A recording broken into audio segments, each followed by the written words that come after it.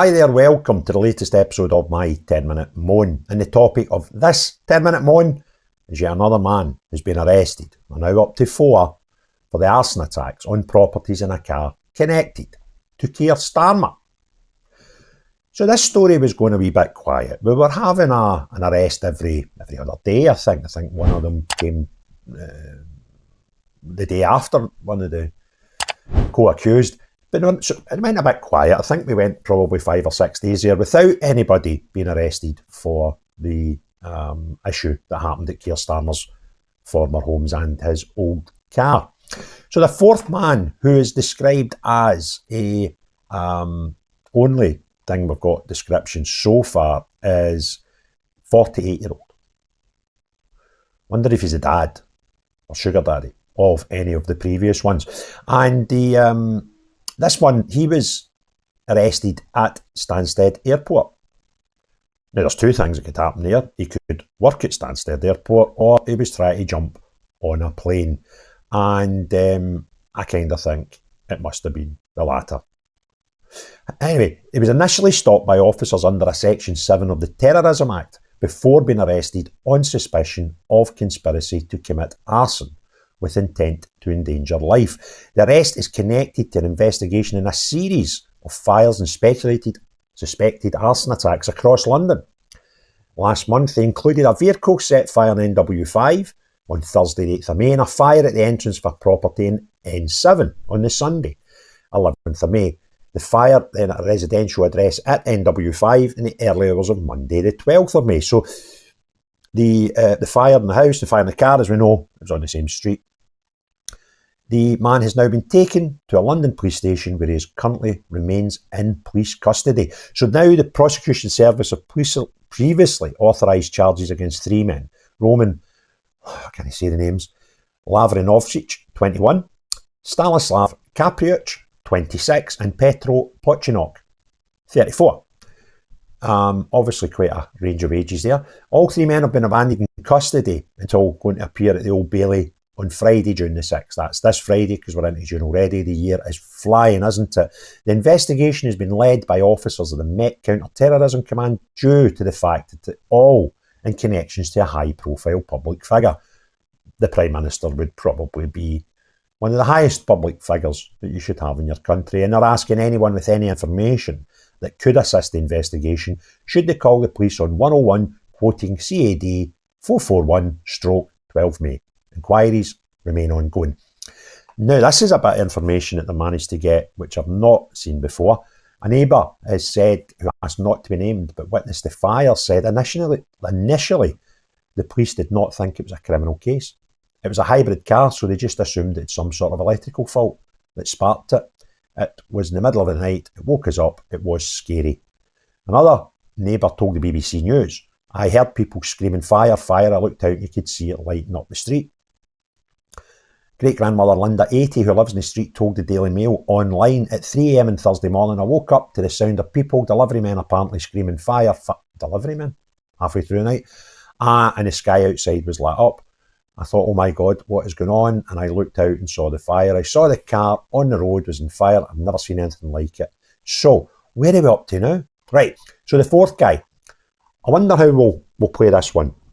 Will we tell everybody he's a London resident? Will we tell everybody he's some nationality but not Ukrainian, and it turns out that he is, just like the guy that was meant to be Romanian, and I called that early and went, he's no Romanian, he's Ukrainian, right? And it turns out, guess what, I was right.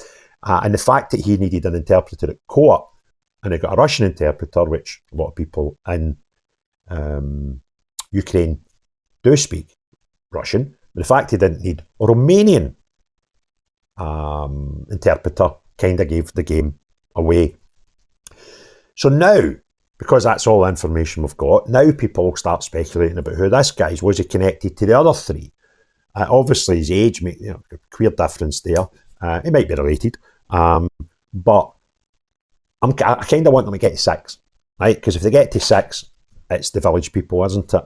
And has this man got the same type of work history as the rest, who seem to be male models, people that want to be actors, and may have the same sexual preferences as the Prime Minister's close ally, Lord Ali? And all that will remain to be seen. And I'm sure we'll all hear the full truth, nothing but the truth, as we do normally. Now, just to let you all know, today's Monday.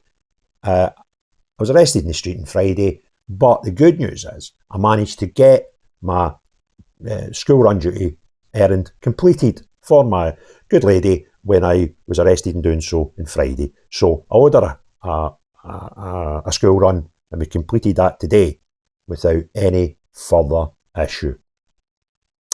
So, there we go. Keir Starmer, we're now up to 4, and where are we now? Yeah, 2 short of it being the cast, the village people that have been arrested. Look forward to seeing the pictures of this guy, and look forward to all the madness that will be happening on Twitter right now with people trying to identify him. As soon as we get a name, everybody will flood to Facebook. Staying up to date with events around the world can be difficult, where it's impossible to consult a single source for the full story. Narratives that shape public opinion often just reinforce media and corporate-backed vested interests. It's hard to know what information to trust. See what the media is exaggerating, sensationalising, over or under reporting. That's why I've been using Ground News. Ground News is an app and website that combines news from around the world in one place so you can compare coverage. For every news source, you can see if it has any political bias, how reliable the reporting is, and who owns them. They even have a blind spot feed that highlights news disproportionately covered by one side of the political spectrum. Take a data-driven view on the news and stay current. Get news from thousands of sources worldwide in one place. I've been using Ground News to help me get all the world's news in one place and give a more balanced opinion on what we read and viewing who is telling us the truth and who isn't. Subscribe via my link to get 40% off the Vantage subscription. It's the one I use to get unlimited access to every feature. Your subscription can not only help my channel, but also help Ground News, as it makes the media landscape more transparent. Batter hell out it all over social media to try and find a picture of this guy who is, let's say, 48-year-old arrested at Stansted Airport earlier today. So, if you enjoyed this video, you want others to see it, please hit the thumbs up, please put some comments below, and hit the share if you can. If you've not already done so, please consider subscribing to the channel. And if you want to do that and be told when I'll get new videos come out, hit the notification bell as well. I'd like to thank everybody again who's passed on kind words since my issues I've had on Friday, which became public news on Saturday. And it's been helped me put a wee smile on my face, some of the comments. It's been absolutely amazing. I've been finally announced, it was actually brought in earlier, I've known for a few weeks that I was the Scottish leader of the SDB party, and that became a public announcement yesterday. And again, a lot of people very supportive of that and passing on some lovely remarks to me. So thanks to all them. The ones that don't like me, the ones that want to say silly things about me, enjoy your life. I'm loving mine. Thanks very much. So, unless you are the type of person who wants to tell lies about people like me on social media and people who are participating in making content and things, and we've got a great community. Some of the support I've had from within the YouTube community has been absolutely outstanding. It's been really nice.